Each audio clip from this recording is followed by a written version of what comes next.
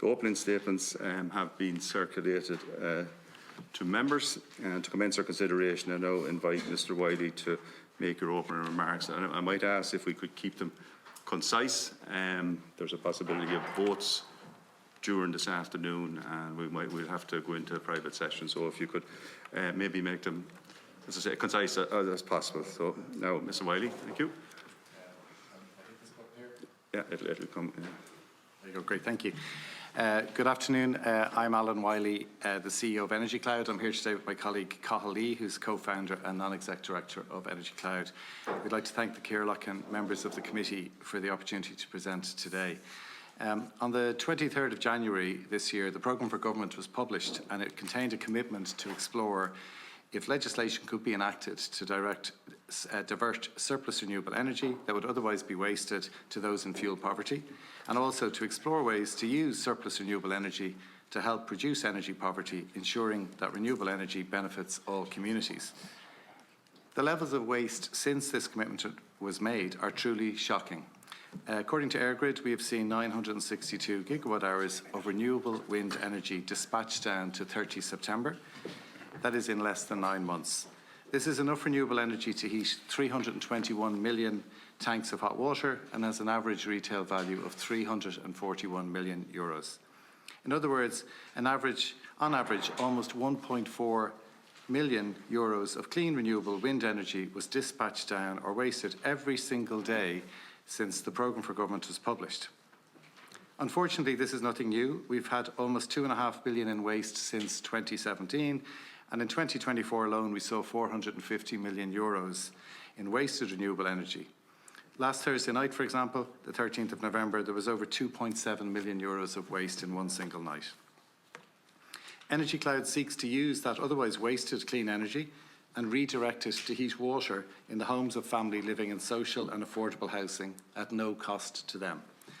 This provides immediate relief to households in fuel poverty while delivering measurable gains in emissions reduction and energy efficiency, and supports Ireland's climate action plan. We are already working with local authorities and approved housing bodies across the country, including Age Friendly Ireland, Clúid Housing, who are here today, Tua Housing and Cooperative Housing Ireland, Focus Ireland, St Vincent de Paul and others.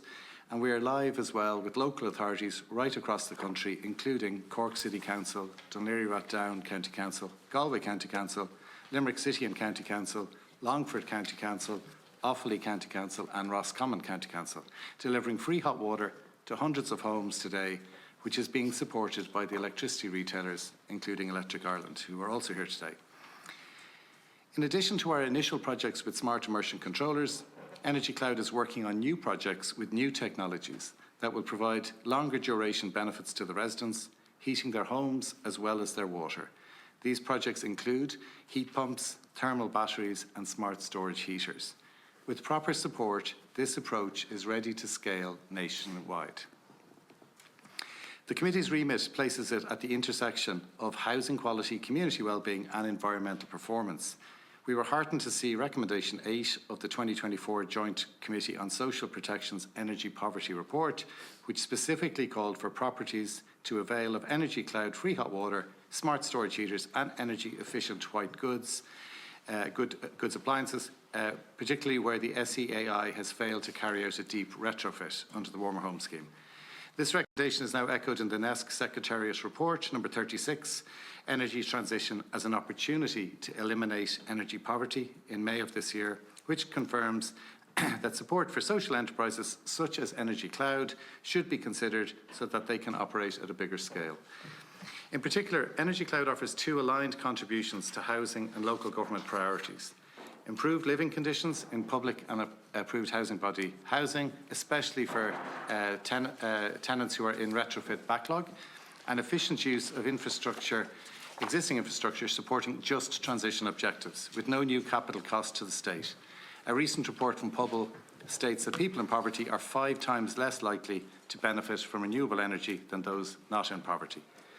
EnergyCloud recently published our pre-budget submission, which included a suggestion to introduce a social tariff when dispatch down is occurring, targeted energy credits for those in energy poverty, and single measures for partial upgrades for those in private, social and rented accommodation.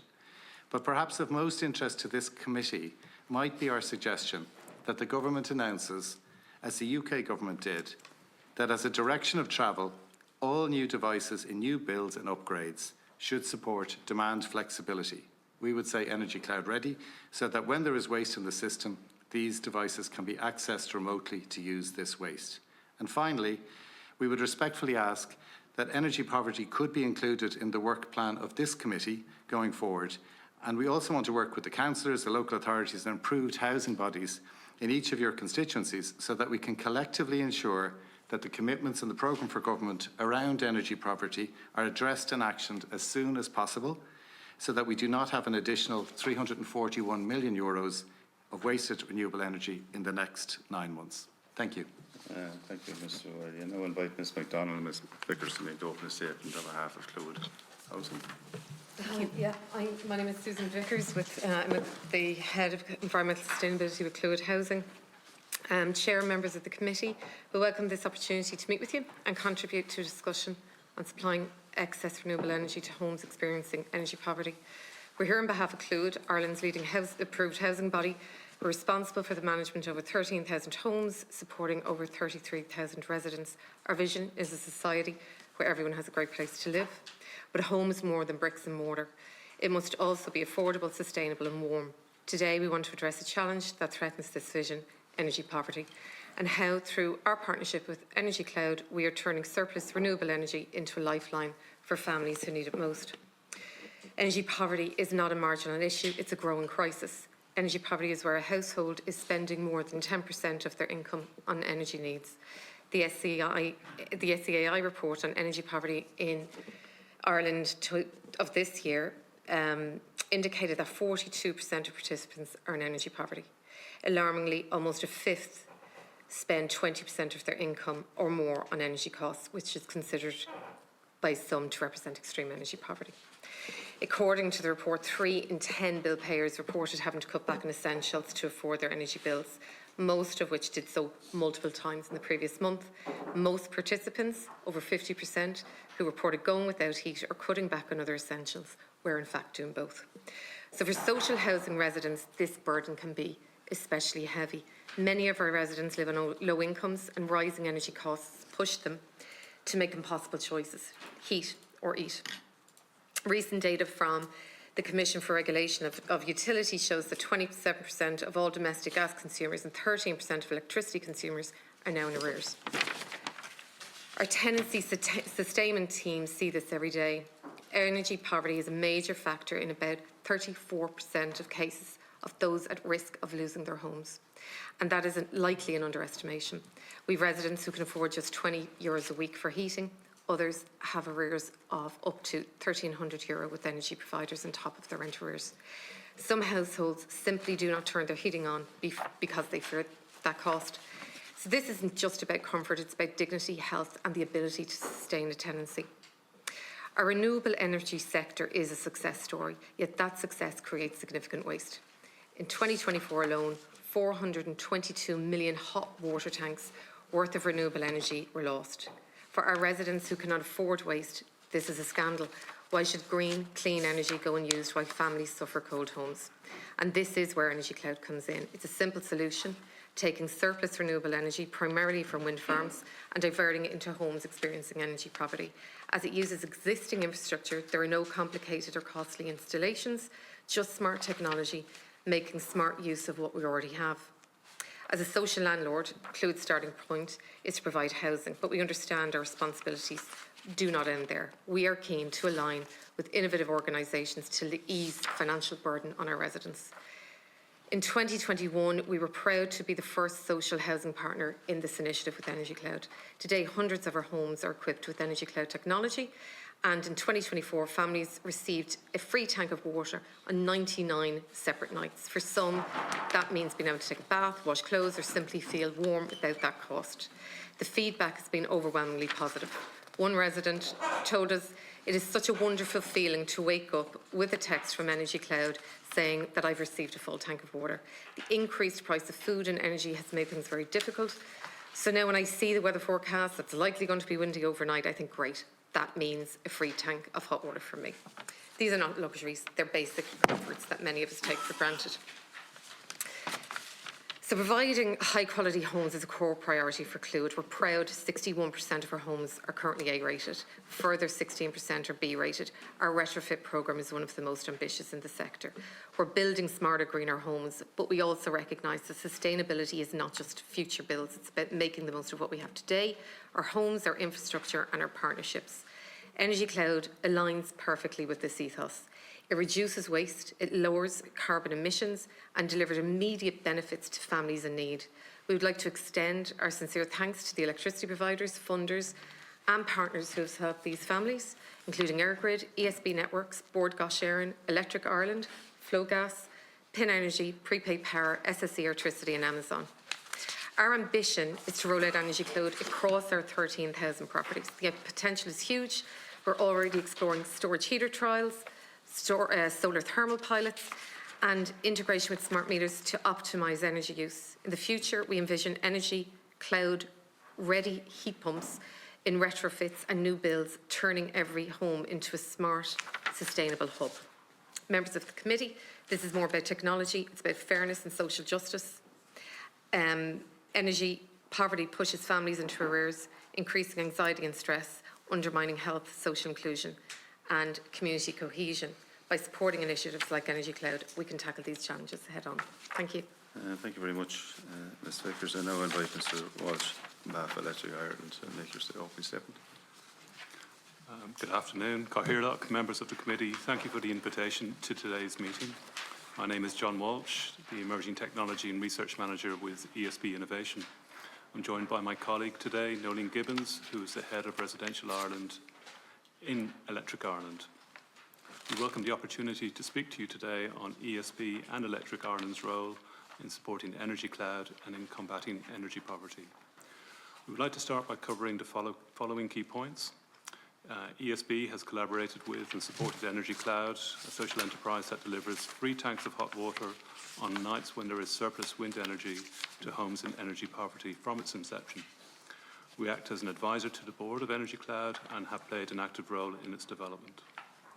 ESB has several initiatives underway to maximise the use of electricity from renewables on the grid, and in doing so, this reduces the country's carbon emissions and the cost of electricity, which is currently driven by the high cost of natural gas.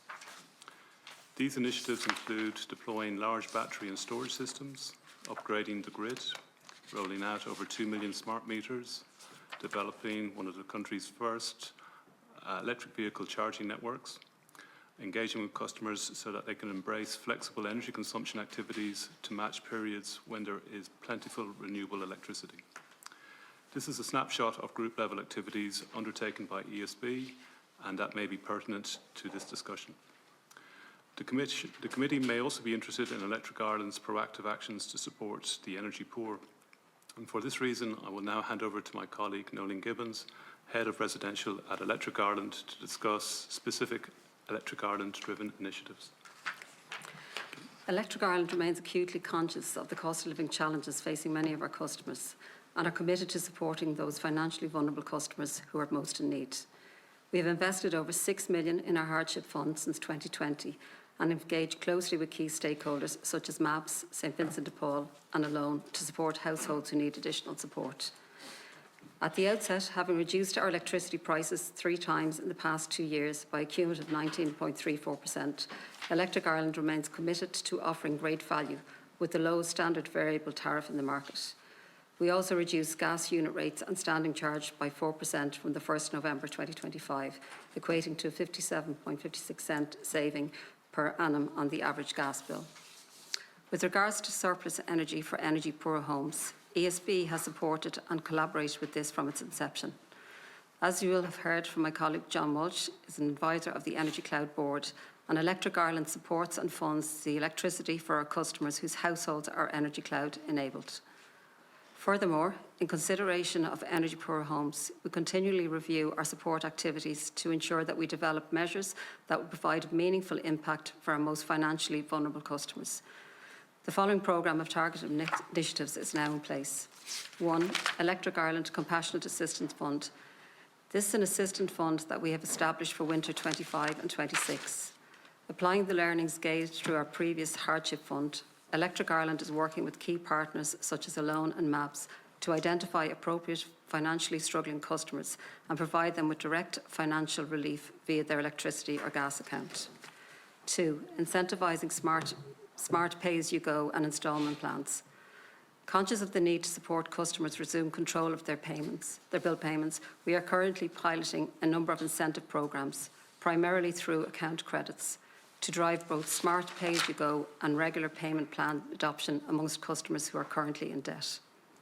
3. Energy cost education.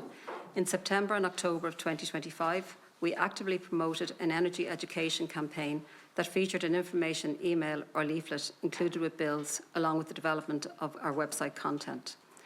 The purpose of the campaign was to provide a better understanding of the cost of typical household appliances and provide advice to help our customers better manage their bills. This activity will continue through January and February 2026 as winter bills issued to customers. 4. Customer care. We have reviewed our customer care agents' ability to engage with and support financially vulnerable customers and have commenced the rollout of enhanced training to better support distressed customers. And 5. Partner agent training. We have rolled out training to almost 200 Alone and MABS employees and advisors to enable them to better support the households that they work with. The aim of this training is to increase the understanding of the benefits of smart pay-as-you-go for electricity bill management. It also provides an understanding of appliance energy costs. In addition to the measures outlined, we work with approximately 5,000 customers on manageable payment plans each month. Electric Ireland only disconnect customers as a last resort. We are strong supporters of key industry initiatives such as SEI-funded free solar for medically vulnerable schemes. We continue to invest in building our practical advisory resources, including our online net zero hub. The hub explains how low-carbon emissions technology, with a view to informing our customers of the actions they can take in this regard.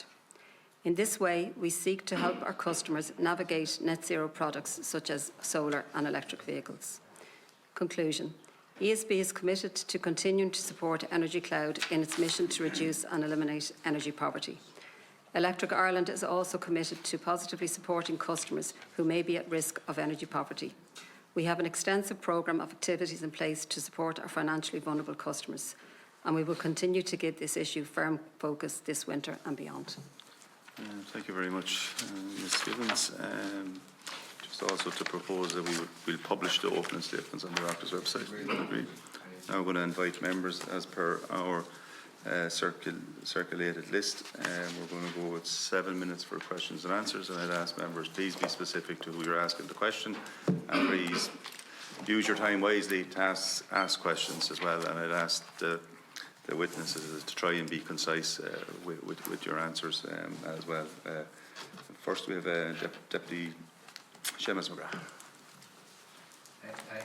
Thanks very much, Cathaoirleach, and thank you to all our witnesses for being here today.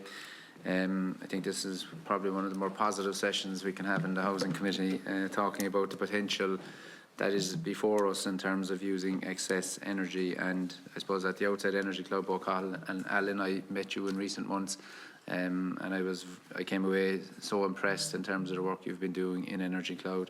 And I was delighted to put you forward to the committee here, and thank you to the Cathaoirleach and the clerk for facilitating it so early.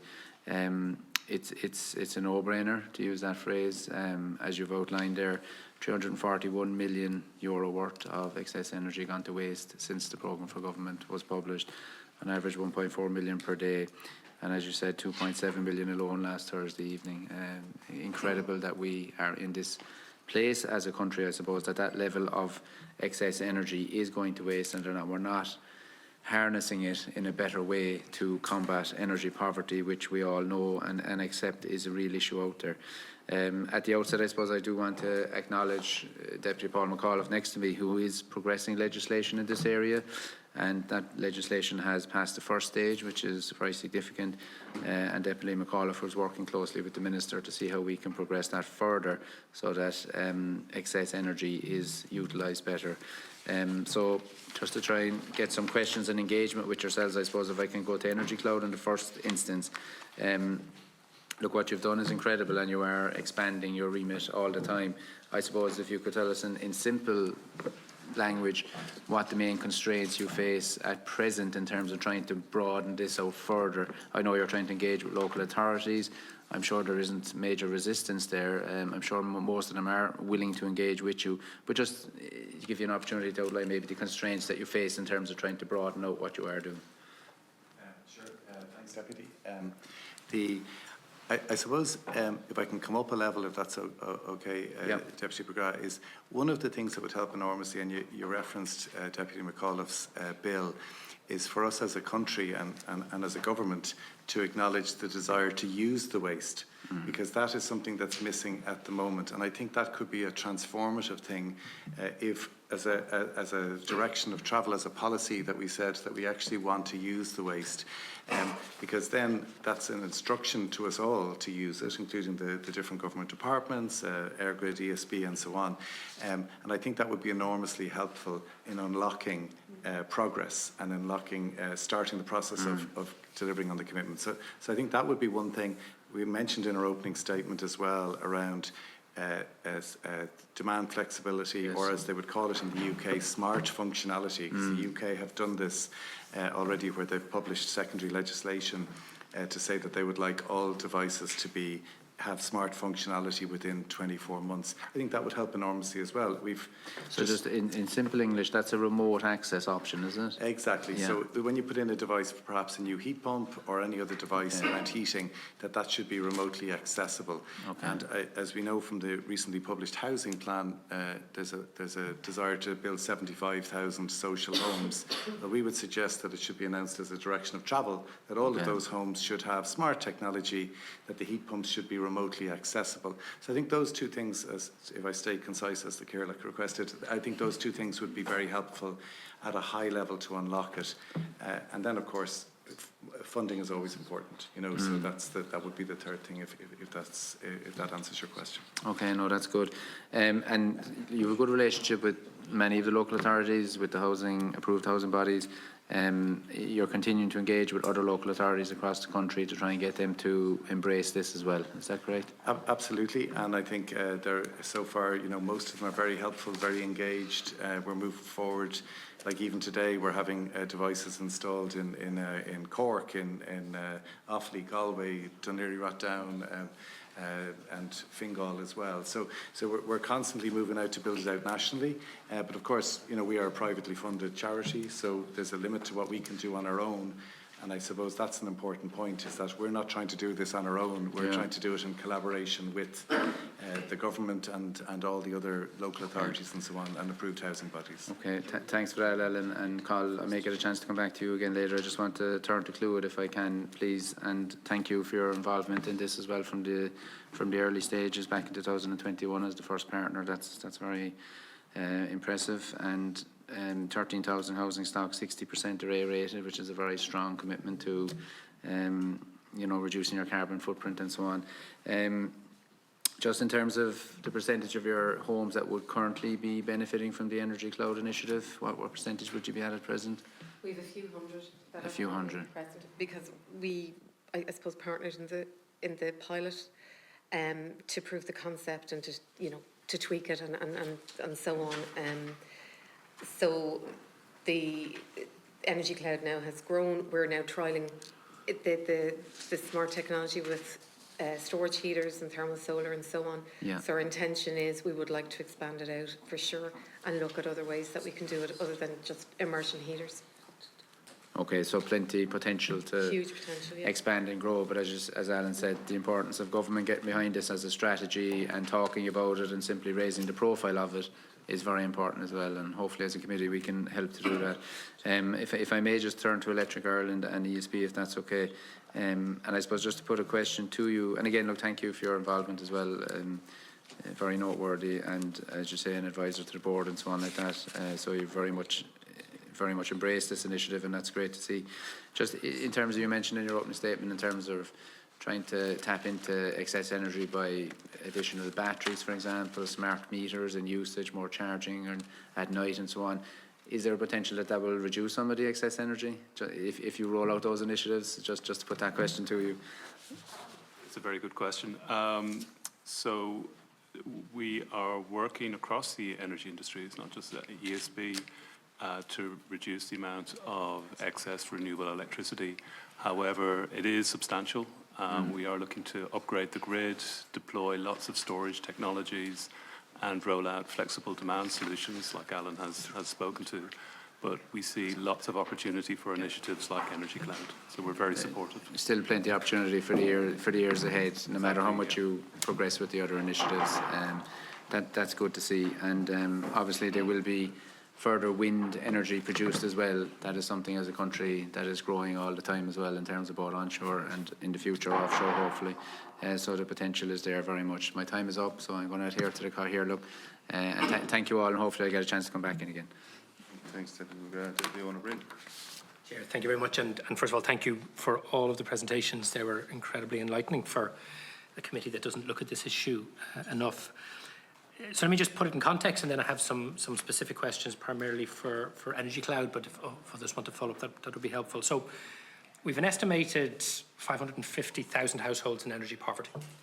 We have anything over 300,000 households in arrears on their energy bills. More than half of those are in arrears for more than 3 months. We all know we're in the middle of a cost of living crisis. We know there was no one-off energy credits in the budget. There doesn't seem to be a kind of an overall plan to bring down the cost of bills. And yet you're telling the committee that every single day 1.4 million euros of clean renewable energy is essentially being dumped, is essentially being thrown away. I think for people who aren't working in the field that you're working in, I think they will see that as absolutely astounding. It's almost like there's a ready-made solution to part of the problem right in front of us. So my questions, and again initially for EnergyCloud, are, first of all, in plain English, can you explain how this happens? Like, why is it the case? Because just for somebody who hasn't heard this before, it is genuinely astounding. So first of all, explain that to us. Can you tell us how many households your scheme is currently benefiting, just to give us a sense of the scale? I want to give you the opportunity to go into a little bit more detail than Seamus's questions. More specifically, what do you actually need to start ramping those numbers up and getting that level of wastage down?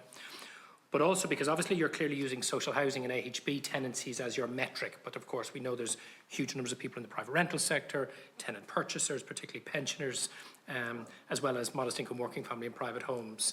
So I suppose, how can you also not just ramp up the numbers, but also get to all of those different types of households who are very clearly in the same level of energy poverty and potentially arrears as folks who would be in AHB or local authority social housing tenancies? Thanks, Deputy, for the questions.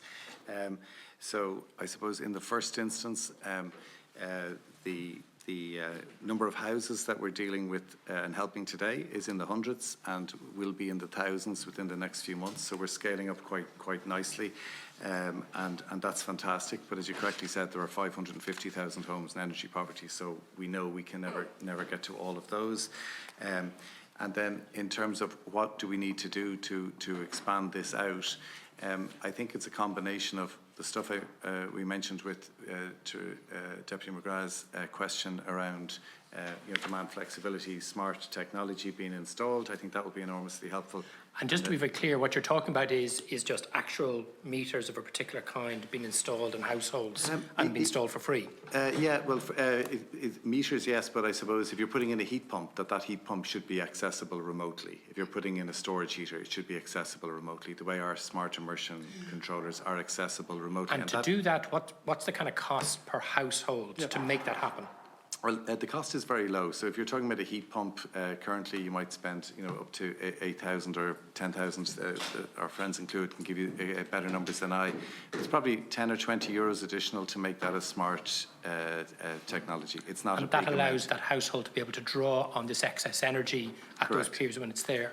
And who currently funds that? Because you were saying you're privately privately funded charity. So who's giving you the money to do that? Currently we've been funded to date by Amazon, which we're very grateful for, and we'll be announcing tomorrow that SSE Electricity have just donated €2.5 million to us, and that's what's enabling us to scale up to the thousands of homes, as I mentioned earlier, Deputy. So that's our next step. But of course, it's still not enough. You know, we want to go further, and I think that's where the government policy and the government support around this can be so powerful. And again, apologies for cutting across, but it's just so I understand it. So, in general, in order for people to avail of this energy that's currently being dumped, we're talking about per household 10, 20, 30 euros. Is there other instances where it's more than that? Yeah, so if you're putting in a battery, for example, or if you're putting in a smart storage heater, that might be 3,000 or 4,000 euros. If you're putting in our smart immersion controllers, it's about 500 euros in total. So it depends. The technology is different. What's interesting about the heat pump technology is that those heat pumps are being put in anyway, and they're being paid for by either the SEAI or the local authorities or the approved housing bodies. So they're being put in anyway. So we're trying to leverage that technology that's being put in anyway, so that we can then access it when there's waste in the system. For example, if the state is funding the local authorities to energy retrofit and put in those heat pumps for anything between an extra 10 to 500 euros, people can then avail of this excess energy. So it's a very small commitment per household by the state. Yeah, certainly on the heat pumps, you're talking about 20 euros. No, it's not 500. It's very small, but like we said earlier, it's about policy here and about direction of travel. So if we've actually put that policy in place, then that enables that to happen, yes. But also it would be the case that convincing government to action that policy, it's important to understand the actual cost is quite minimal in terms of the cost per household. This is a really easy and quick and relatively cost-effective way of dealing with some of these issues. No, 100%. And I think also if the government were to, as a policy, say, and I think this committee can be very helpful in this regard if they agree, is that if this was to become government policy, we can then engage with Clúid and other housing bodies that we work with, so that when the next tender goes out for their heat pumps, that we could include this smart technology piece. It won't make a material difference to the cost. Like I said, it might be an extra 20 euros, but now it means that they're demand flexible. It means we can access them. They're smart functionality now, if you like, and we can access them when there's waste in the system. And then just because I've just a minute left, in terms of then better targeting and these interventions for those other groups of people I mentioned. I mean, we have local authority estates, for example, where 50% of the homes would be tenant purchase, but they're predominantly pensioners and very low income. So for the renters, tenant purchasers, and modest income private homeowners, how do we get to those? Yeah, so we have a pilot in Cork with Cork City Council and Age Friendly Ireland. It actually just won an Age Friendly National Award there last month, where we've done it with privately owned houses, the exact people you're talking about. As an independent charity, it is a challenge for us to go out to individuals, certainly thousands of individuals, because you have all sorts of challenges around, are they in energy poverty, etc., etc. And as a private charity, they're not the sort of questions that we should be necessarily asking. But we are very acutely aware of that cohort is huge. It's larger than the social housing numbers who are in energy poverty. And I think that's somewhere where the government could help enormously with us to help us reach those, reach that cohort as well. For sure, and I think, Chair, anything we can do to assist, we should absolutely do that. Thank you for that. I might come back to the others in the next round. Thank you. And unfortunately, I'm going to have to suspend the meeting. A vote has been called in the Dáil, so we'd appreciate your patience. Next speaker I have is Deputy Joe Cooney. Thank you, Chairman. And again, I'd like to thank Svivid for your organisation for coming in and also compliment you on the fantastic work you're doing.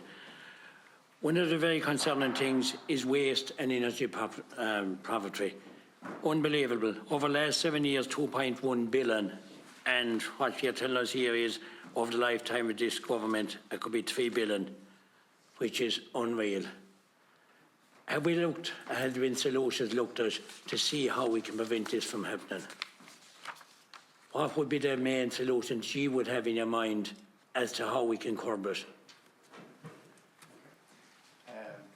Thanks, Deputy. I think, as we mentioned earlier to Deputy McGrath's question, the desire and the policy and the announcement that we would like to use the waste would be incredibly helpful. You know, in other words, right now, we were recently at an energy conference, and several of the speakers asked the question, how did we get to the point where this has become normal, this level of dispatch down and waste? And we would echo those sentiments, and we would ask, can we as a country and as a government say that we would like to use this waste? Because once you make that statement, then we can measure it. And I'm not saying we'll be able to use all of the waste, but we'll be able to use, as a country, some of the waste. And of course, EnergyCloud can use some of the waste as well. So I think that would be enormously helpful. And as we talked earlier, making the technology being put into the homes, smart technology, then you can directly connect to the waste when it's available in the system. And then we can use that and deploy it across. So that would certainly be two things that would help enormously, Deputy. Would installing batteries into homes experiencing energy poverty might be a potential solution to flatten out the energy demands, costs and curves? For example, drawing in power at low demand and low cost periods, or link like the immersion systems to time of high renewable products, and then being used by those homes at times of peak demand and high cost. Could that solution be looked at? Absolutely, and I think John Walsh mentioned that earlier. This is something that ESB are doing, and it's something that we're doing in EnergyCloud as well, where we're doing pilots now. We're going to kick them off with a couple of county councils in Offaly and in Dunleary, Rathdown, where we're going to install domestic batteries into the homes, doing exactly what you suggest, so that when at times of curtailment we can charge it up, and then that'll be, in EnergyCloud's case, that'll be free to the resident, and then they can use it over the coming days. So that would be something that would be incredibly helpful. I think the expression that ESB might use, I don't want to put words in your mouth, but is around longer duration solutions, because if you heat a tank of hot water, you'll get a few hours out of it. If you charge up a battery, depending on usage, you could get a few days out of it. So batteries, I think, are a very important part of the solution, absolutely. And maybe, John, a question to you. Could this be used in larger scales and larger developments to try and not have all this waste in a development of houses? Thank you, Deputy Cooney. Yes, absolutely. So we've been discussing this solution with EnergyCloud now, so we're trying to find ways to develop it. We are developing large storage solutions around the country at the moment at grid scale. But we do think there is a role at residential scale as well, and it is a solution we're looking to explore with EnergyCloud. And you think yourself, in the future, it's going to be a solution going forward? I hope so. I think it's a very practical solution for this. Yeah. The other one there you mentioned, John, is energy cost education. How can you educate people? What kind of energy cost education method are you putting in place? Thank you. It's a good question. I might turn it over to Noeline to maybe speak a little bit about some of the programs Electric Ireland are running. Yeah, absolutely. So I suppose just at the outset to say, I suppose from an Electric Ireland point of view, we are very conscious, I suppose, of the cost of living challenges for many of our customers, and we have put in place this year a number of initiatives. So I suppose in advance of winter and that coming down the tracks, we looked at our support measures, one of which is, as you say, education. And I suppose in terms of what we're doing in that space, so it's really around educating customers, first of all, in terms of providing advice, tips and tricks in terms of how they can actually reduce their energy. And that's done through, I suppose, looking at the breadth of customers that we have. We have 1.1 million customers.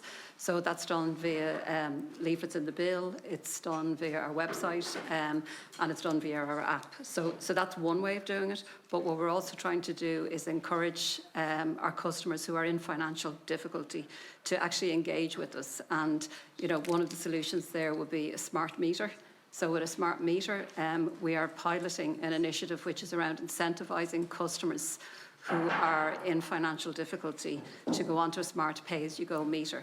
And what that would actually do is provide the customer with, I suppose, additional information and insights into kind of what appliances they have within their home, and how much energy that they're actually using. So I suppose that's a first from an Electric Ireland point of view, and indeed I think it's a first in Ireland in terms to actually look at trying to incentivise customers.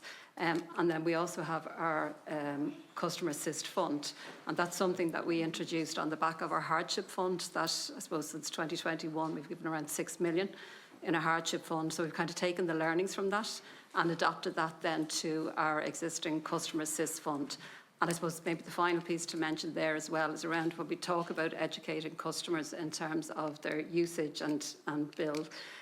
We have put a lot into training this year in terms of both with our own customer care agents and actually working with the likes of MABS and Alone, where we have supported training for their advisors who are on the ground. So that's really to kind of work with people on a day-to-day basis and help educate them in terms of how they can potentially save energy. And I suppose the really important piece is we are encouraging people to engage with us, because once they engage with us, that's what we actually need. We will find a solution for our customers in terms of who are in financial difficulty. And I suppose in that context then, in terms of people worry about disconnection, that's an absolute last resort. Once a customer is engaging with us, that won't happen. Yeah, I must say, look, at education is important, but you think people will be educated enough that you won't have to go and roll out a scheme like what you're rolling out. And I'm delighted to see about the Compassionate Assistance Fund. Yeah. And again, what you say investment is invested into that. I'll finish in, Chairman. What kind of investment has gone into that for 25, 26 winter months? So in terms of, I suppose, it's a comprehensive plan that we have in place. So I suppose it's not a one-size-fits-all. So we have, as I said, a number of initiatives, but we're probably committing close to 2 million in terms of what we're in that whole space. Very good. Thank you. Thanks, Deputy Cooney. Next is Deputy Rory Hearn. Thank you, Chair, and thanks to our guests. I suppose the whole area of energy poverty and links is connected to housing standards and also to the climate transition. It's something that I've written and researched about before as well, and it's something that I've coming up directly in my constituency. I met tenants of social housing in Ballymun yesterday who were both in situations where they basically are in situations where there's mold, damp, and they cannot heat the home properly. They're spending huge amount of money trying to keep the home warm, and because of it's basically substandard, and these are not old houses. But I know this is an issue across the country in terms of local authority tenants and the issues of substandard accommodation, and also the issue of renters, private renters. So, and we do have the issue then that there is many people who cannot benefit, as you've set out, from renewable energy because they don't have the renewable energy system in their home or smart meters or any of this. And then the problem is even the standards of the home is not in a situation where you can keep pumping energy in, but if the standard isn't up to scratch, you're essentially wasting that further. I just have a couple of questions. I think it's really interesting, the presentation from EnergyCloud. I really think that it is scandalous that we're wasting, such money. As you've said, 340 million last year, 2 billion, that we're wasting energy in the midst of a cost of living crisis in which energy is a key part of that, I think is an absolute scandal.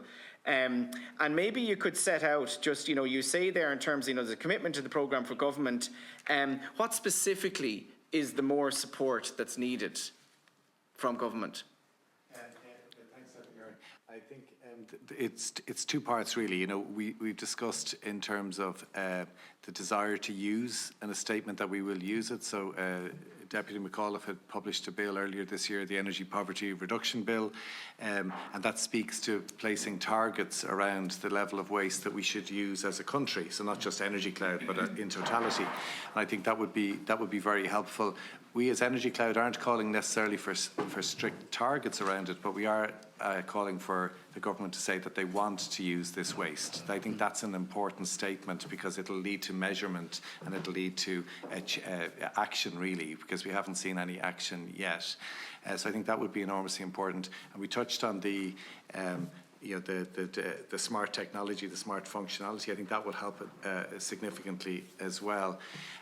But as EnergyCloud, there's only so much we can do on our own. So we would, for example, with this committee and the Department of Housing, if we can work in collaboration with that department, with the Department of Energy and the relevant ministers and officials, I think that will help us scale as well, because there are 550,000 homes in energy poverty.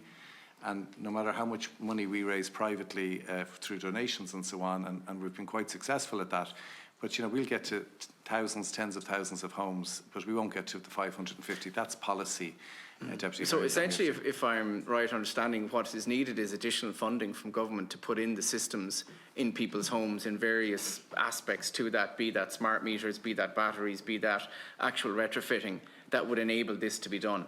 Absolutely. And for example, like SEII do really great work, but I don't think today you can get a grant for a battery in your home, for example. So that would be enormously helpful if that was changed, just as a small example. So yes, you're absolutely right. It's support across the full level of different technologies. In this committee particularly, if we're putting in, into the new housing plan, 75,000 social houses in the coming years, make sure that the technology and the heat pumps that go into all of those are smart technology, not I don't like using the word dumb technology, but devices that cannot be accessed remotely. So they're the things that that this committee and department can help with enormously, and that could be transformative for the whole debate. Okay, I appreciate that, and I agree absolutely with your call for us in this committee to make that central to our work, and I think as a committee we should take that on. Just in terms of Clúid, I appreciate your presentation as well. Do you have a percentage of tenants that are in energy arrears on their bills, would you know? Thank you, Deputy Hearn. We don't have the percentage for arrears. In total, we have those in most arrears at 34% of those. So we're not giving a number, but 34% of those in arrears are due to energy poverty. And that's at them risk of losing their homes as well. 34% so of those of the people who we were know in rent arrears. Yeah, that's it. Yeah. So we know for rent arrears, but we have conversations with them as well. So our tenancy sustainment team would be interacting with our residents to make sure that their tenancies are sustainable, and they would be helping them in applying for grants or directing them to MABs or assisting them with this. So it is a fairly large percentage, and they're just the ones that we know of as well that it's caused. So they could be in energy arrears as well as rent arrears with it, and they have to make that choice between, am I heating my home or I'm paying the rent? Which, as you say, has huge impacts on health, mental health, all those things. So that's needed. And it comes back to, I think, as well, the need for more funding to actually accelerate that retrofit programme of local authority and AHP social housing. Thank you. I just want, conscious of my time, to Electric Ireland, the issue of, like, why don't we, you're a semi-state company, a public company, like, why shouldn't we be investing every, euro that you make back into, like, for example, putting solar and renewable energy into people's homes, particularly those who can't afford it? Like, if maybe you could explain, like, there was almost 200 million went in dividend back to the state last year. Like, is there a case for you investing that directly into renewable, into retrofitting homes of those on lower incomes?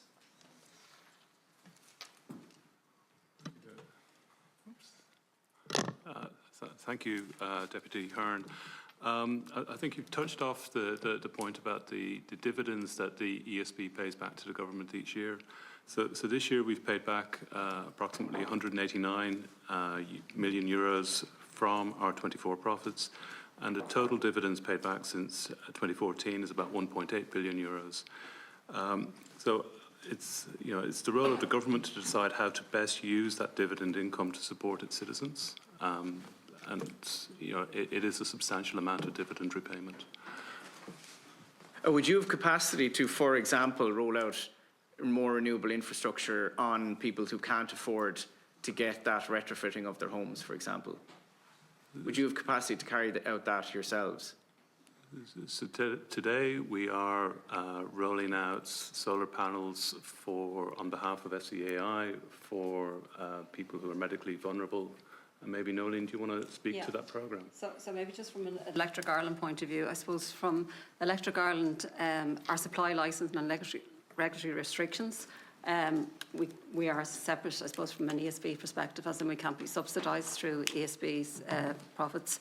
From an Electric Ireland point of view, as I said, we are working with and acutely aware of the challenges from a customer's perspective.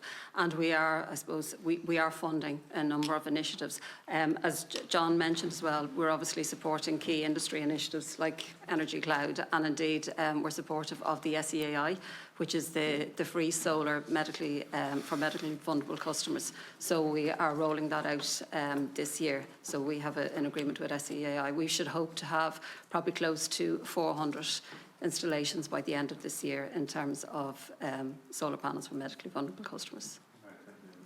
Drop in the ocean part of what's needed. Well, I suppose it's working with SEAI in terms of it's funded through SEAI. Thank you. Next we have Senator Aubrey McCarthy. Thank you, Hillock, and thank you for being here today, all of you. I just wanted to say that I actually set up an approved housing body a number of years ago, 20 years ago. So we partner with EnergyCloud on an initiative for our residents, and it has worked out very, very well.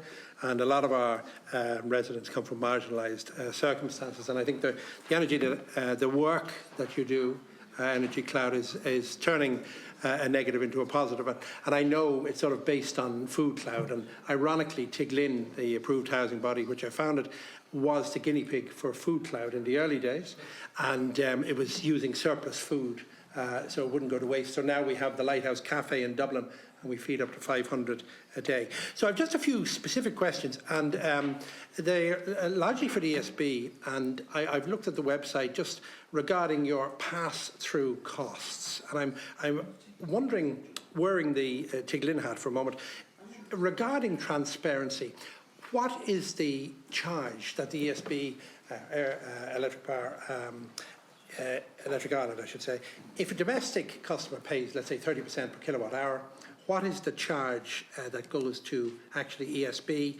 And if you could give me sort of an example of that. Is there a... Yep. I know it's on your website under what are pass-through costs. So yeah, so I suppose from an energy bill perspective, there's roughly 55 to 60% of that is made up through wholesale costs. And then from, I suppose, the transition distribution charges are approximately around 30%. And then obviously supplier costs then would typically be in around 10 to 15%.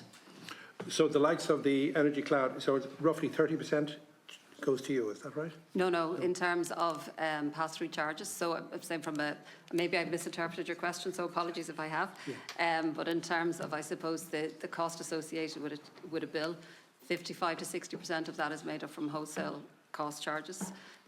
Typically then, in terms of distribution and transmission, that would be typically around 30% of the overall bill. And then the balance is made up in terms of, I suppose, supply. So, Nalene, just so the way my mind works is, for example, there's an empty power line going to Tiglin, okay? So then we're downloading from EnergyCloud, okay? What do ESB charge for that, using that power line to EnergyCloud? I might revert. Is there a pass-through cost for that? I'm sorry, I'm a little bit confused what the question is. So the use, so in other words, to use that wasted energy, is there a charge then for using that pipeline? Yes. There is. And what is that? So for any electrons that flow through the grid, there is a usage charge both for transmission and distribution level, and that's publicly available. We have a kind of a detailed white paper which my colleagues have put together, which is available on our website. I'd be happy to share that link with you. I think that'd be handy for the committee. Which I think would be helpful in breaking down the costs and the structure of the different charges. Okay, and can I just ask, I think we've seen that there's 341 million in clean energy being wasted. And that could have been used, or could be used for homes that are experiencing energy poverty. As Laura has said, 34% of the people that are in rent arrears are experiencing energy poverty. So we have a solution. So I'm just wondering, why are we wasting so much? Is there something we could do to avoid that? Okay. Anybody who wants to answer. I'm happy maybe to step into that. Please do. Then. Sure. So maybe just to explain a little bit about why dispatch down, which I think is the numbers that we've referenced, why it happens. So the grid operators grid operator, which in Ireland is EirGrid, sends a signal to renewable generators to reduce their output when there's system capacity or operational security reasons. So that's the mechanism by which this happens. And the reasons they do that could be either for grid stability, and we need to maintain a stable grid here in Ireland. And we saw in Spain earlier this year what happens when we don't maintain a stable grid. We can see the grid fall over. Another reason might be network constraints, either at the transmission or distribution level, or we have periods of low demand. So, for example, early in the morning, maybe 2 a.m. to 5 a.m., we see periods of low demand for electricity, whereas I think we're all familiar with the peak periods from 5 p.m. to 7 p.m. So demand changes through the day, and if we have a period when it's very windy and we have lots of renewable electricity from wind, and we have low demand, we don't have somewhere to put that electricity. In all So cases. it's the storage of that electricity? So the solutions to this, and this is what we're working on, so there's a number of different solutions. So one you've touched off, which is storage.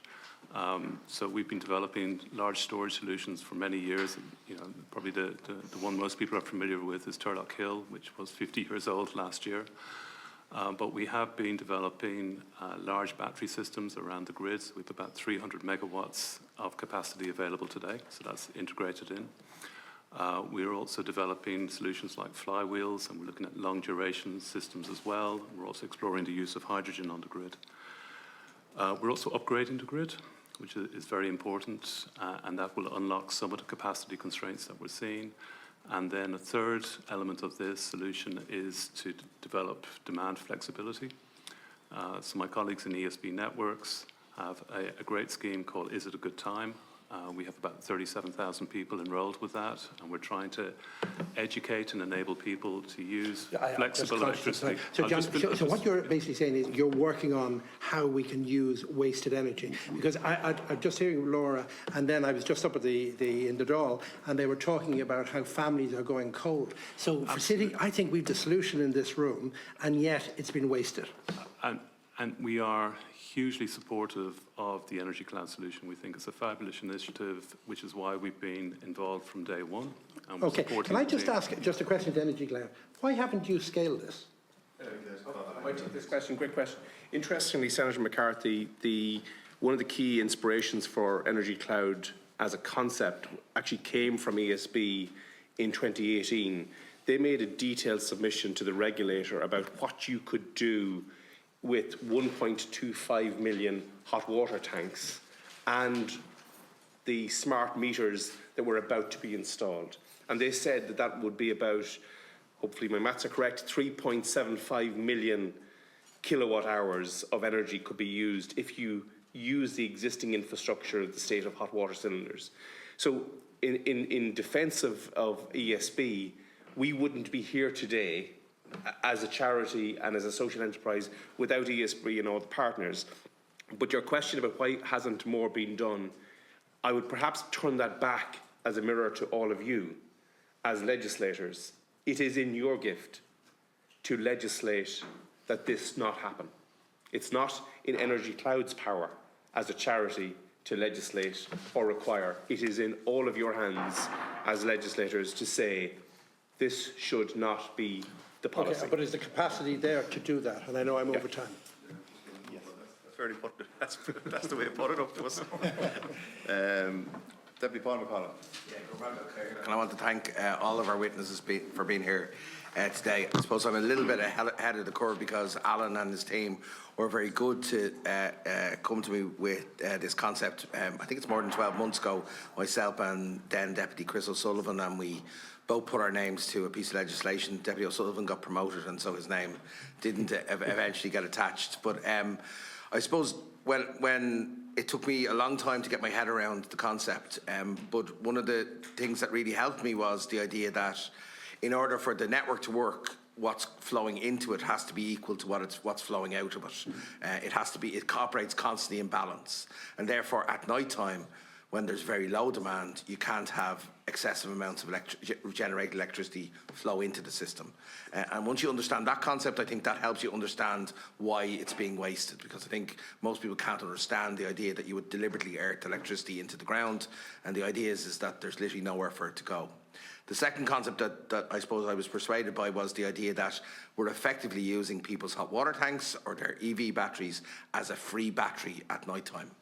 We're allowing, we're harnessing, it's like crowdfunding a battery. And I think when you can understand that, you understand the potential for it, not just for energy poverty, but actually for its application right across the board. I suppose the third thing is the simplicity of the legislation which I put forward, and therefore the reason why there should be more action by government, and that is because this legislation simply says that there should be a national strategy for this energy, and it shouldn't just be limited to EnergyCloud, but should be applied more widely. I suppose my question is since the legislation has been published, I have had a lot of private support from the department and from the minister, but could you maybe put on the record of the committee here the interactions you've had with the department or the responses you've had from the department? Sure. Yeah, thanks, Deputy McAuliffe, and also for all your support around this very important issue. So I think we have engaged with the department, and we have engaged to some degree with the Minister, who, as you know, did a launch of a large project we're rolling out as we speak, actually, in Fingal. So we have had some engagement, but not yet the action that we would like to see. So I think we have also had many private meetings which have been incredibly supportive, but we're yet to see the action rolling on. And so for the record, as we've stated earlier in this committee hearing, that's what we're requesting and calling for now. The danger would be that a strategy would also delay things further in some ways, because there's actually lots of things that could happen in parallel with a strategy. Yeah. The other way that this system was communicated to me was we often hear about district heating systems. So for communities that are close to an incinerator or to an electricity plant, they can benefit from district heating. Yeah. In many ways, this is a digital district heating system. So it creates a digital network that allows that benefit of a generator be communicated right across the network. No, that's absolutely correct. And I think if we start, as we've said earlier, from a position of wanting to use the waste, and I know that's what your bill states as well, that if we want to use the waste, well, then you move from there. And I think that's very helpful. District heating, of course, is fantastic, and we're hugely supportive of those initiatives. We think they're very clever and they make a lot of sense. But we are, correctly, as you say, we could be, if we can scale this up, be that national digital one. And if I could just come back to one point you made about not delaying things, with our request around demand flexibility to this committee and the request to the government generally about wanting to use the waste, that does not have to be delayed by a large strategy discussion. That could just be announcing that this is what we would like to do, and we can work out the details to come. But it enables us all to move forward together with a common purpose. And I think that could be quite powerful. So we're asking, in some ways, nothing in life is easy, of course, Deputy McAuliffe, but we're asking for, we think, two relatively easy things that could be done quite quickly if there was the support from this committee and other committees to do it. I suppose one of the frustrations I have is that while it's past first stage, the second stage has to be taken in private members' business, and I don't have access to private members' business, unfortunately. So I was going to put that offer out. I'm very happy. Success can have many mothers and fathers, so I'm happy to share the bill with anybody who wishes to bring it forward. But I would far rather see the Minister bringing forward the strategy and me withdrawing the bill, because I think that's the solution here. We don't need legislation to require the Minister to do it. We just need the Minister to do it. Earlier you talked about and I should say he has been supportive of it, and I know the department are working on it, so I just put that on the record. Can I just say, in terms of, you talked about the additional cost for a heat pump, for example, to have the remote access, and I think you focused on it being a small amount of money. Is there a retrofitting package that could be put on older homes that would have the potential to store? Yeah, no, I think there definitely is. I mean, so to make a device a smart technology or remotely accessible, you have to put in a chip effectively, right? So, but most of the heat pumps that have been installed in Ireland, as far as we're aware, so I should just caveat by saying that, they were built with this technology in mind, so that it is possible to put the chips in. So we know several of the manufacturers that have installed across Ireland who took the chip out because nobody asked for it and nobody was going to pay for it. So their accountants wisely said, why are we putting a 5 or 10 euro chip into something when nobody's asked for it? So if we start asking for it, that will change it. They'll start manufacturing it, but we can absolutely retrofit it, Deputy McCall. I'm anxious to ask Electric Ireland a question. I suppose one of the, if you play devil's advocate against the idea, is that and there's so much potential for the energy that's being wasted, and as we grow our renewable stock, more and more of that then becomes potential. If that was if I can get my hot water tank heated for free at night time, why would I bother paying for it? Okay, so that's the question, right? So I suppose what impact would this have on the overall market in terms of pricing? Okay, that's the first question. And if more and more demand was created at night time, whether it's EV vehicles or hot water tanks or other things, how would the system respond to that? Because I far from me from being sceptical, but if there's people who are providing something for profit, they're not going to like it being seen to be given away for free just because it's at night time. So my question is, are we protected from basically commodifying something here that we think can be given for free at the moment? So it's particularly to Electric Ireland.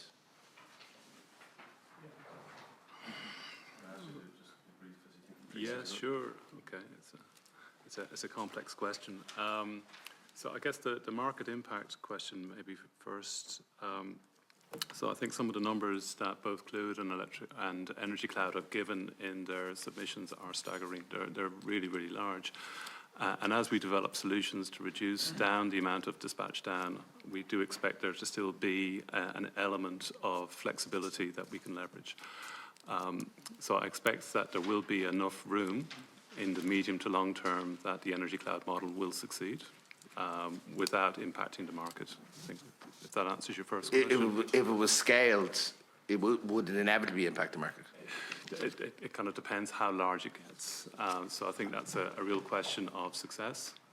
So I know from working with the boards that we have some really ambitious growth plans, but probably not to the scale yet where they would become... I'm over time, so... Yeah, 26% of households in Ireland thankfully received a fuel supplement. That would be significant in the market. Thomas, go. Yeah, thank you. Thanks for being here today. I suppose my first questions are to the ESB and Electric Ireland. How much profit did you make last year? How much was paid in bonuses? And how much were paid in bonuses to people who earn over 100,000? Sorry? Yeah, okay. I don't think, to be honest, that's relevant to what we're discussing here. Of course it's relevant. We're talking about funding the profit. They made a statement there earlier on that they paid 189 million in a subsidy to the government. So it's really important that we know to people who own energy property, what are we saying? No, in all fairness, we're discussing... 550,000 people in energy property. I want to know what bonuses are paid. So I've asked the question, Chair, and I expect a response. I'd ask you maybe to confine the questions to what the discussion is about, which is energy poverty and homes experience in energy poverty. I'm looking to see the question, what bonuses were paid out to people earning more than 100,000 euros. These are companies that are making vast profits. I think we should know that here. We're just having a discussion about supply and excess. I've asked the question, I expect it to be answered. I think in all fairness, Deputy Gould, that's not pertinent to what we're discussing here. That's an issue for PAC or something like that. This is about energy, renewable energy and homes experience in poverty. So we'll try and keep the question. Can I at least find out what the profits, which is on the public record? Which was stated earlier on, yes, no problem. Okay, maybe to address the question of profits, I haven't prepared to answer that particular question today because, as the Chair highlighted, I expected this conversation to be around supplying excess renewable energy to homes experiencing energy poverty. But maybe just to talk a little bit about the ESB profits. So we do need to generate profits to be able to service the net debt we have, and today our net debt is 6.6 billion euros.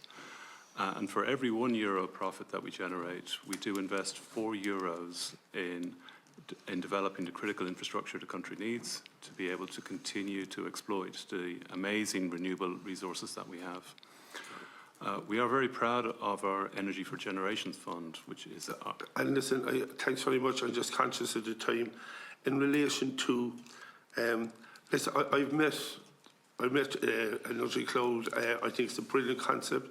I think it's a good partnership that people can come together across the board. One of the other questions I had then was for yourselves, and you kind of answered it a minute ago, EnergyCloud. The question I have, what is the barrier to installing EnergyCloud software in every home? Thanks, Deputy Gould. So, yeah, some of the barriers are, of course, around funding. There's no question about that. And I think if that is something as we scale up, we're not trying to do this all on our own. We're trying to collaborate with the government and different agencies. As we've two wonderful partners here today, and we have others across the AHB and so on. But the question here, and sorry, because I'm conscious of time, this is a funding issue. You can scale up, you can connect more houses. Like, how many homes are connected at the moment to EnergyCloud? Yes, we have hundreds of homes connected today, Deputy, and as I said earlier, we'll have thousands within the next few months because we've just got additional funding in, and that's great. But the thing to really get to scale is some of the policy stuff we've talked about. And I think it's really important to not lose sight of, when we're all here talking about numbers and different technologies and policy and stuff, but we're actually trying to help people here, the people who are in energy poverty. And that's what I was going to come to there, because when we spoke, I referenced areas like Madden's buildings, Barrett's buildings, Roach's buildings, areas of specifically sheltered accommodation for older people, people with disabilities. A lot of these houses, their energy ratings is, they don't have an energy rating because they're so cold and damp. And like, I know you're looking at scaling it up, but for me, when I'm dealing with the most vulnerable people that I represent in Cork, but listen, this is in every town, city and village.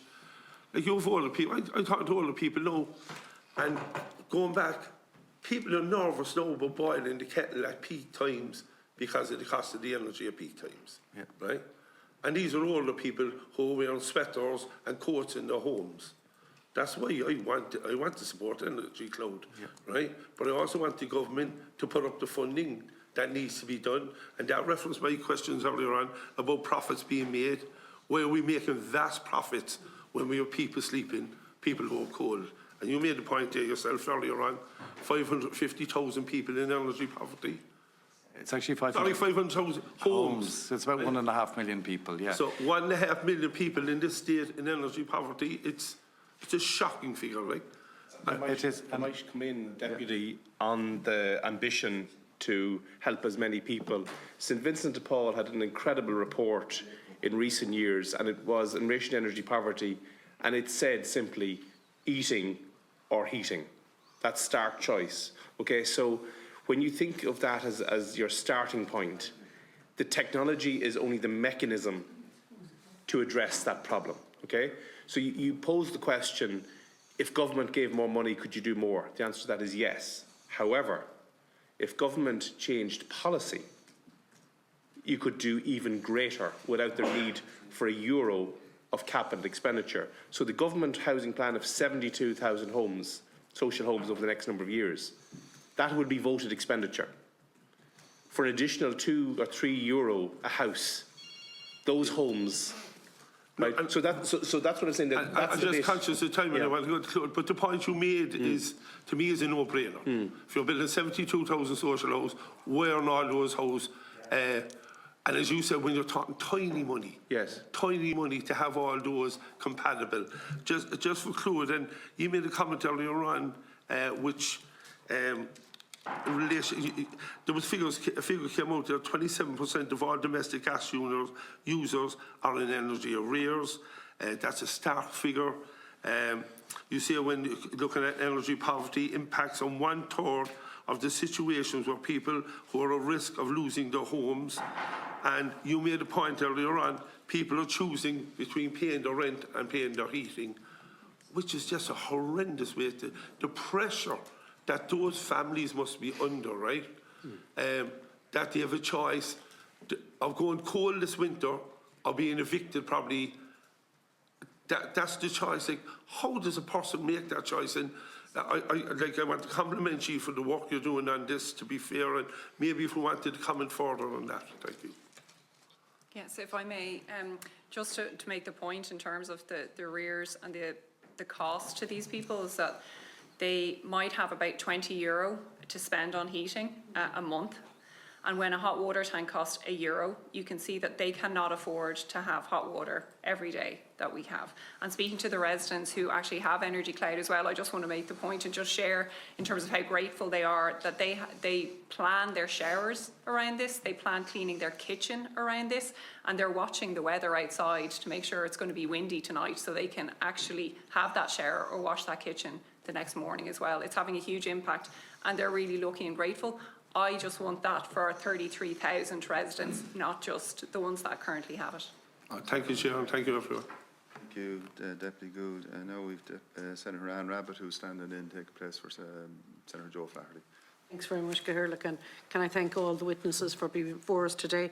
And you've answered an awful lot of the questions already, and I suppose really, I'm just wondering about the technology. If anybody was looking in, they'd find it hard to understand how something so simple can have such an impact. And I suppose that's what, I'm not a technical person, so I was clicking at Paul earlier on, could you explain this to me? Because I didn't really get it, but it's down to that piece of technology.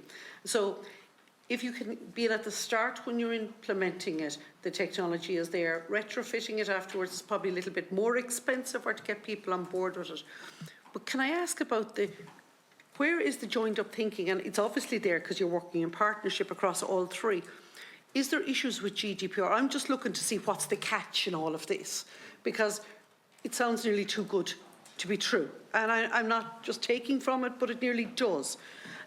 So how are we with sharing of information? So if I've Galway County Council, they're in later on, I think there's 3 county councils in later on, how do they work with, how have they fears in relation to GDPR for their own customers, for the Cluids, for the Thuids, for whoever, for the ESBs, for the Pen Energies? How do we share that technology so as we can have everybody included? Question. Thank you, Senator Rabbitte. So when, I won't speak for Clúid obviously or EnergyCloud, but when we are signing up people for the EnergyCloud programme, there's a sign-up form. It's a bit like if you're signing up for anything online. You can do it physically or online. We have the option for both. And as part of that, the resident allows us, there's a number of things they do, but they allow us to share the data with our housing partner and with the retailer, because we have to do that. So there are 0 GDPR issues once they sign up. So it's, if you like, it's an opt-in, and then they're in. They can opt out whenever they like, so they're not trapped. But there's no GDPR issues for the local authorities or for the approved housing bodies. And the reason we need them to do that is because we need them to tell us what their MPRN number is, their meter number, if you like, and also what retailer they're with, so that at the end of every month, we're able to send a report to the retailer, in this case Electric Ireland, saying, can you please give a credit to that resident? And they very generously do, because I think we mentioned it in our opening statement, but the electricity retailers are actually paying for the EnergyCloud initiative today. The ESB or EirGrid and the government are not. It's been all funded by the retailers on a monthly basis, and we're very grateful for that as well. So that's how, there's no GDPR issues, and that's how it works. And we work with our partners like Clúid to pick the residents to start with, and then they opt in. And as I said, they can opt out anytime they want.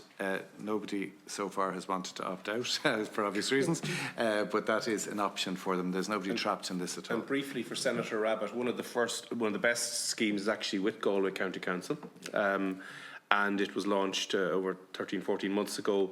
But that project is actually probably best in class of doing several things that various different members of the committee have highlighted. There's retrofit, which is logical, but there's also, as voids become available for the council to bring back into use, that void is also having a visit from an electrician in any event, and the small retrofit is being done without any disturbance, etc. So that's a very smart use of resources. That's a very smart use of joining up the dots within Galway County Council as an example. So definitely best in class if you want to complement your former colleagues on the council, because there's also something that other local authorities and other AHBs can actually replicate from a resource point of view. If I could just briefly add to what Paul said there, Galway County Council are also the first county council we've worked with on a heat pump trial to expand it out as well. So with all of our partners, we're incredibly grateful, but they are fantastic, and we're doing the full gamut with them at the moment, right across heat pumps, smart immersion controllers, and as Cathal mentioned, their vacants programme, we're plugged into that as well. So it's going very, very well, and it is a template for rolling out across the country. Thank you very much. Just in the last time, because I'm conscious more people want to come in, and I suppose my next question is still linking into GDPR.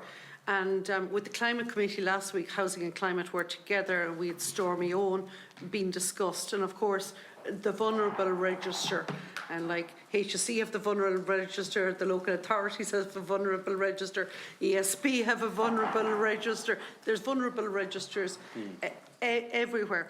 Is there an appetite, and I know it's probably back to government, but is there an appetite here, while we have a lot of people on energy poverty not taken away, but is there a way of starting with those that are on the vulnerable register first? Is there a proposal from EnergyCloud around that?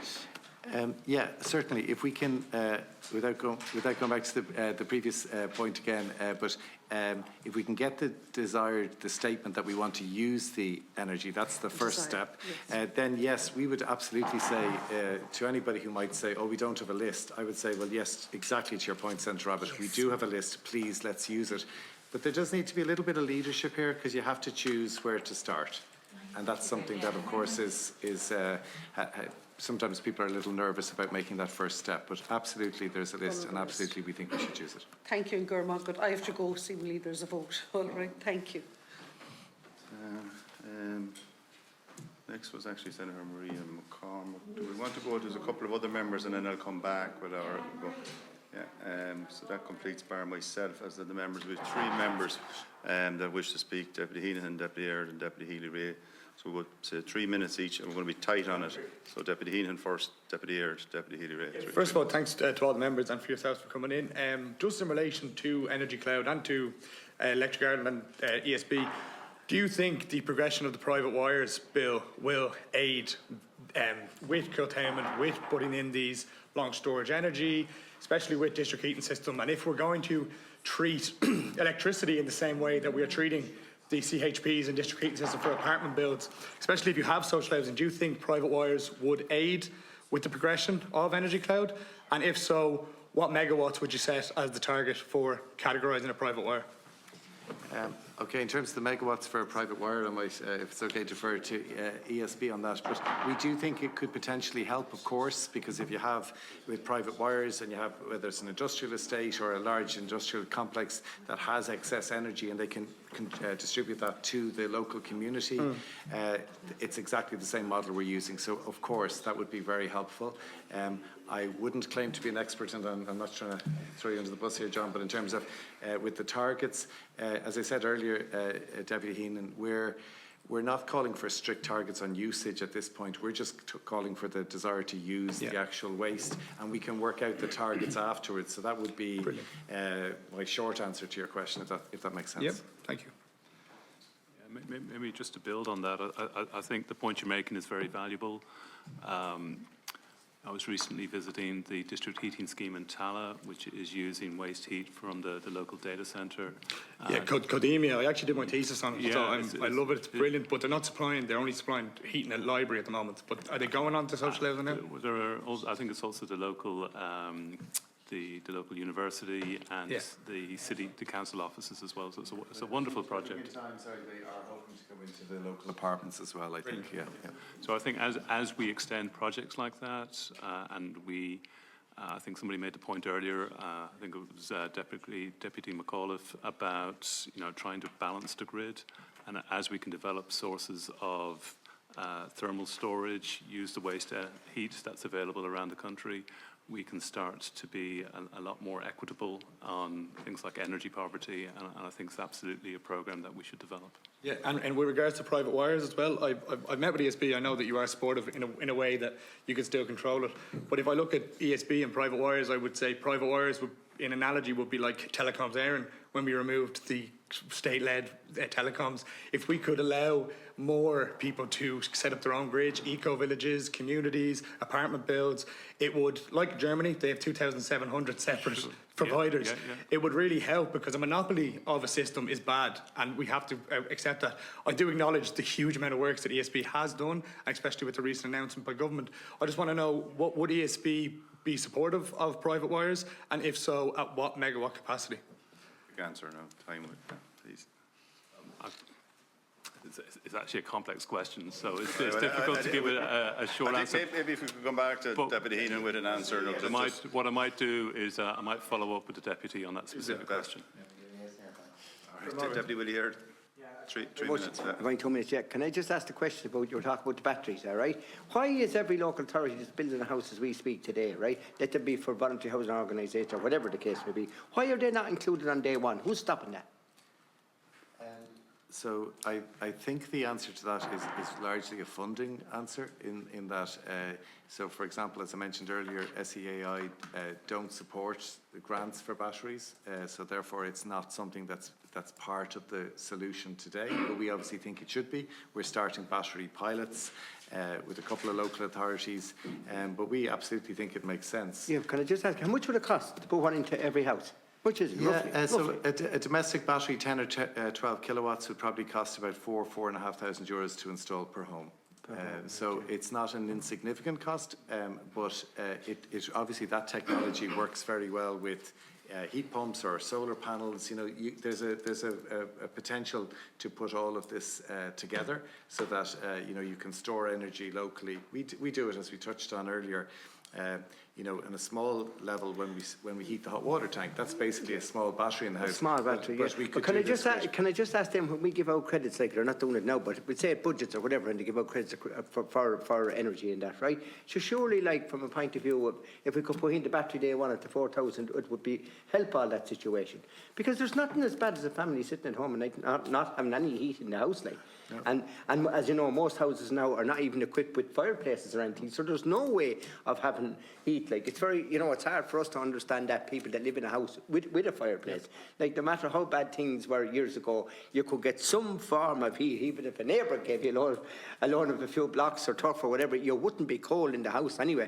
That was one thing that, you know, traditionally Irish people always liked, was to have heat in their house. But I mean, the way it's gone now and the cost has gone, and if there was no fireplace in the house, surely there should be some mechanism, right? If there's going to be no fireplace in this house that we're building all these houses, all right, that then you would insist on that being put in there. Because if you don't do that, it's not fair to the people that's in it. Like, you can look at the poverty. You can see it there in that. It's in black and white, what Clúid are telling us, like. And something like that is very important. We have to listen to people from that point of view. So my argument here today, that we have to say to all the local authorities, I've been discussing with these local authorities, and we know all the house buildings that's taking place. The majority of them with no fireplace, there's no way of heating a house other than with the heat that we're talking about here today, and it should be part and parcel going forward to include this battery in order to give some hope to the people that are going into that house. Sure. Yeah. And I think, you know, certainly, I think it can be certainly part of the solution, because bear in mind, you know, sometimes you're putting in a heat pump, yes, and then you have to decide, do you need the battery as well, and so on. So, but it's definitely part of the solution, and we are, as I said, rolling out pilots around batteries, because we think it's a really exciting possibility. And I know... And last question just for you. Yeah. Why would the likes of Galway be doing it and Laois are not doing it? Can I just ask you that question, please? Yeah, thanks. I think we are talking to, for example, Laois County Council. We're talking to all the county councils. Right. Sometimes it's bandwidth, sometimes it's budget, sometimes, you know, it's prioritisation, because they're all very busy. So it's a combination of that, Deputy. There's never one simple answer. Our hope is, over the next 12 months, we'll be working with all the local authorities. How would it be 4,000? How would it be a budgetary thing when you see the savings? Like, you know, it shouldn't be a budget thing. I'm only making the point. Thank you, Deputy Healy-Rae. Thanks, Cathaoirleach. Well, when I hear the story about the batteries, and we know what happened last year early in the year in Kerry with the Storm 1, and just give one example of one family. They had 4 new houses. They were up on the top of Cordal. Nobody could get up or down to them. They didn't have water. They didn't have heat. They had nothing.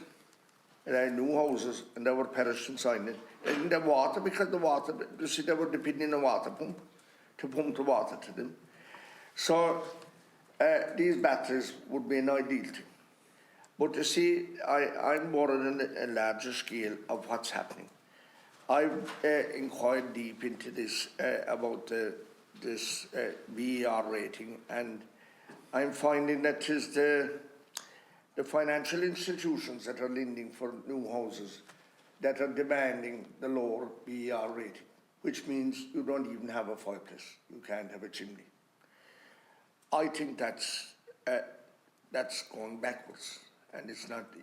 We know that that the chimney had an important role as well for the circulation of air and oxygen in the new air coming into the houses. And I think we should be looking in this in its entirety, because I know from the Department of Housing, it's not coming from there, it's not coming from the local authorities, it's coming from the financial institutions who broke the country back 12 or 14 years ago. And it's a fright to God to think that people are actually afraid now to put aside a turf to people that have a fireplace. A lot of them are afraid that they'll be scoundrels, or that they'll be castigated or frowned upon for, So we need, there's a lot of we must do a lot of, people must be advised that those that have a fireplace, it's not a sin or a crime to keep themselves warm. And elderly people feel the cold a lot more than younger people. But that needs to be driven home to people, that they're not doing any harm. And that whatever about the financial institutions, it have me baffled how there was a number of local authority houses, Chairman, people went out of them earlier, maybe towards the end of last year.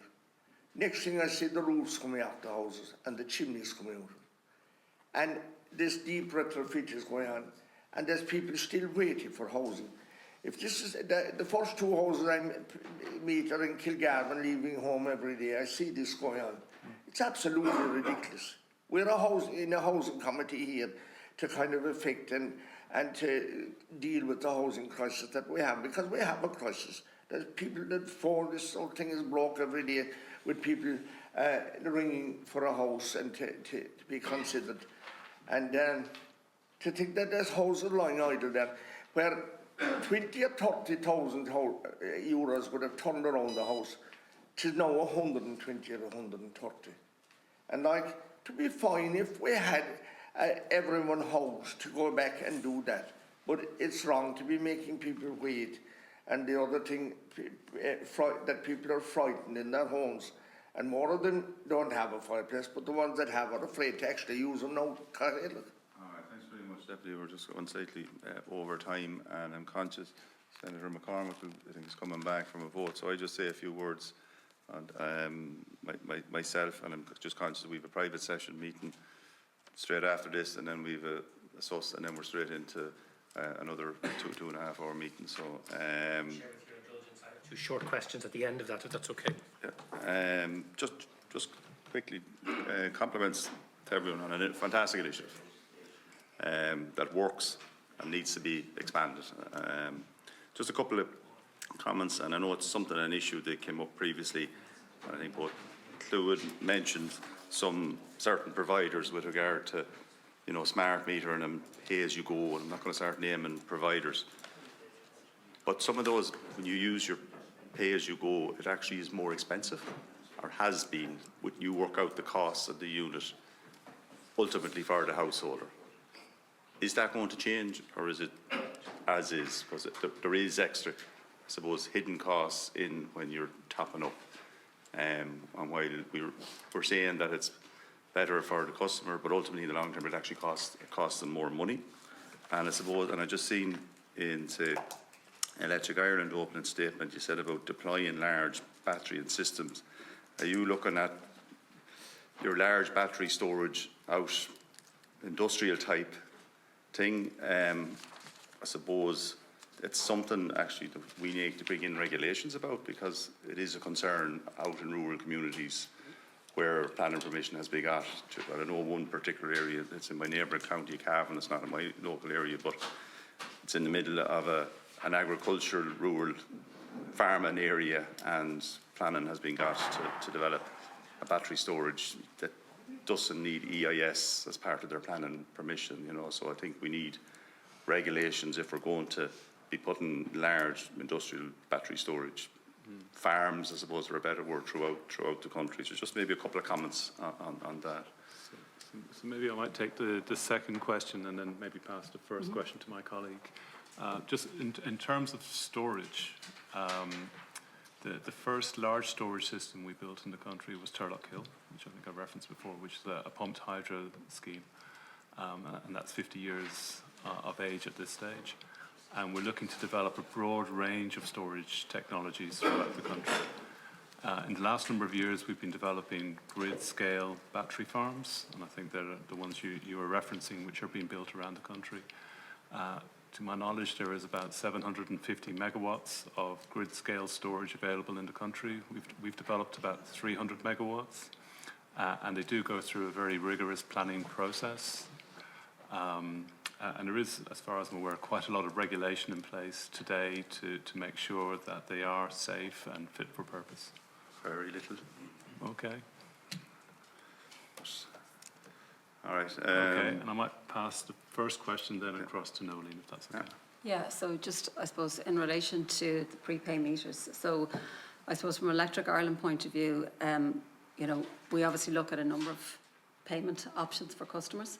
In terms of the prepay or the smart prepay meters, as you mentioned, there isn't actually an additional charge. So if I'm on a bill pay or I'm on a smart pay as you go meter, it's the same unit rate that is actually charged.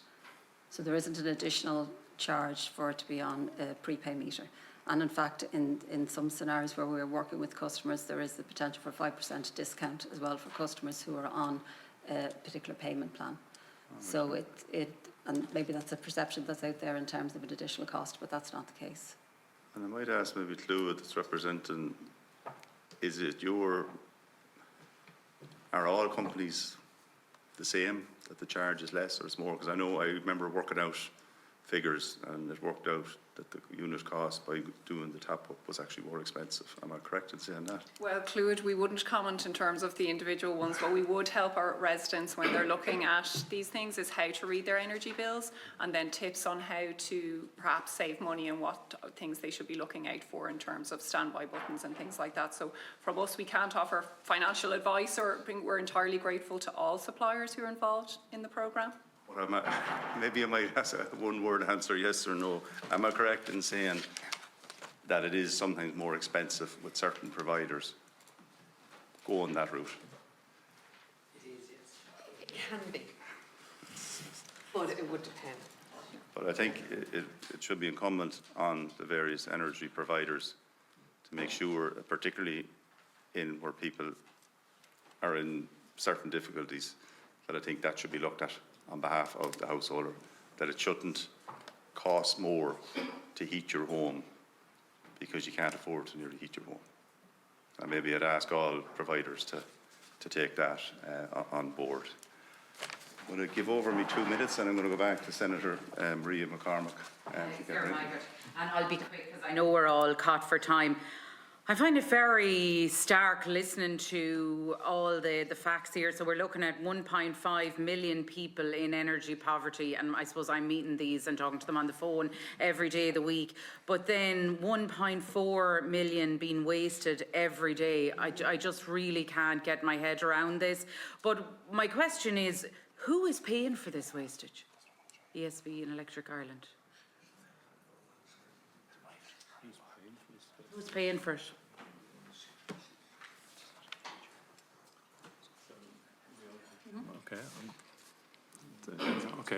So thank you for the question. So the cost or the price of electricity in Ireland is made up of two main components. So the first is the cost of wholesale electricity. And in Ireland, that's set, we use slightly more than half of the electricity in Ireland is made from natural gas. We burn natural gas to make electricity. So the price is set by the international price of natural gas. And in Ireland, we're highly dependent on importing natural gas. We're about 2.5 times more dependent on natural gas than the EU average. So certainly when we saw the increase in natural gas prices driven by the war in Ukraine, we saw a huge spike in electricity costs here. So I'll get there. Yeah. I will, I promise.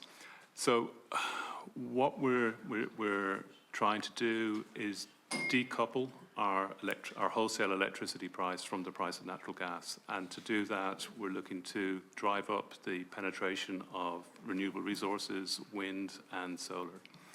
And as we increase the percentage, and each year we increase the percentage of renewable electricity here in Ireland, we also need to make the grid fit for purpose, and we have large programs underway to do that. And a key part of that is to also roll out large storage systems. And sorry, I'm just so conscious now that I've come in and we've so little time, but right now we don't have these systems in place. And definitely we see here the policy change that we need. We see the gaps that government are not providing funding for. But right now, is the customer paying for this 1.4 billion every day? Easier for me to answer this than for anyone else. Yes, we are all paying for the waste because in many cases the wind farm contract requires payment for the waste.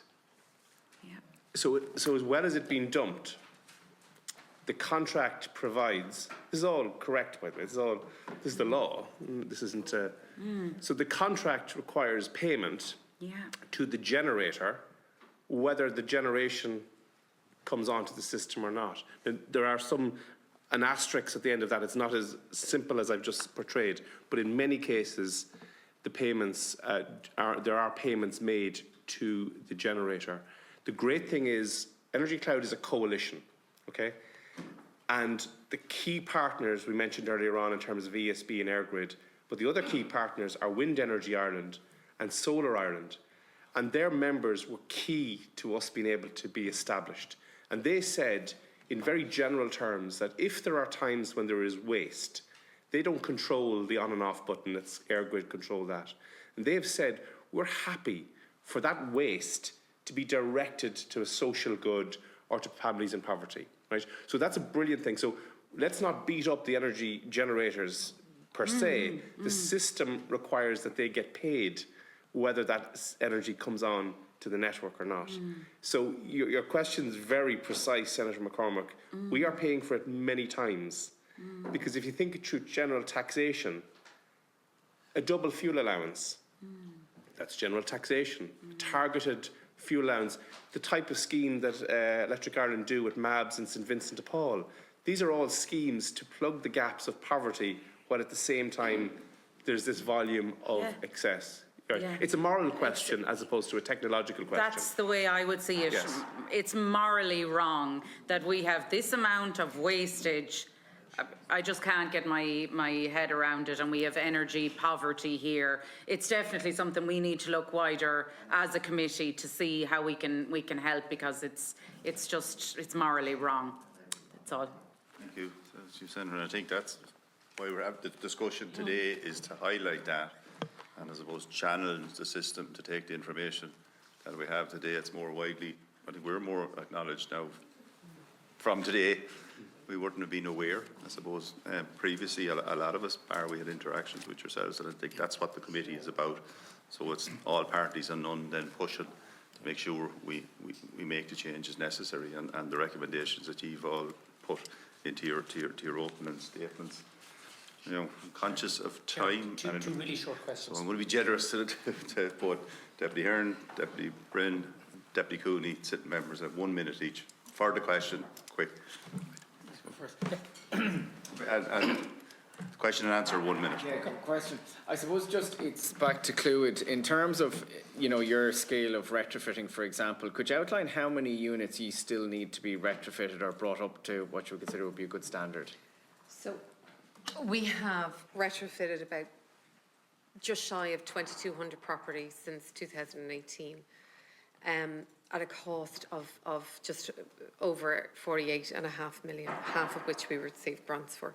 So we have just shy of about 4,000 units left to, or homes left to retrofit. And can I just ask you, because the issue was brought up in relation to local authority voids. We know, for example, there's about 11,000 local authorities get. Do you get additional funding than they get, or do you get that same amount of funding? We get about 50% of funding, and it depends on where we're drawing the Do you get 50% of the 11,000? No, well, local authorities would generally have the full funding covered or close to.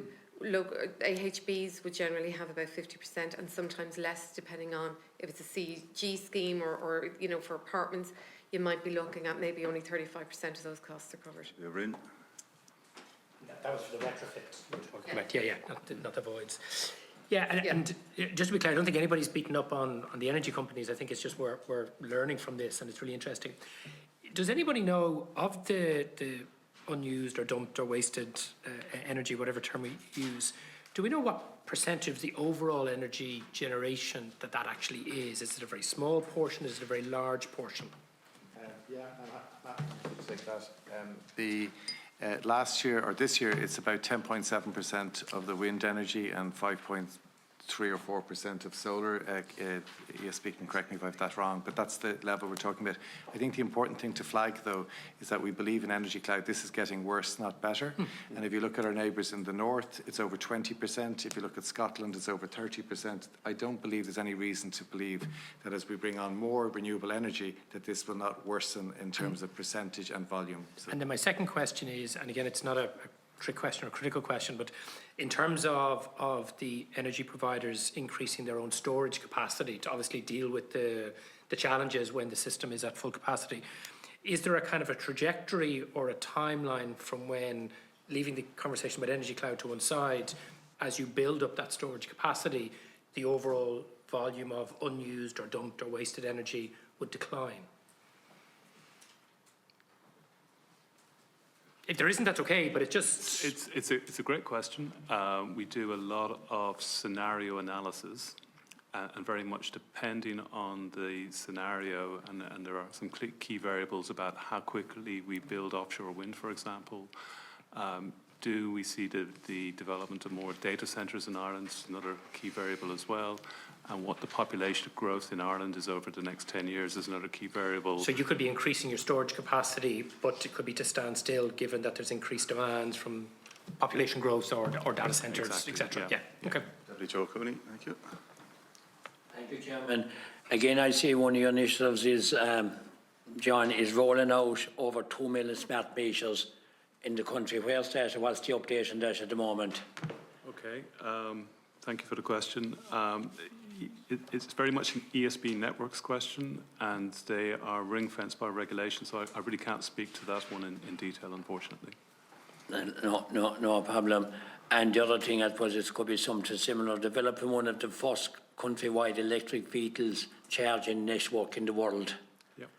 Would there be able to elaborate on that, where we are with that?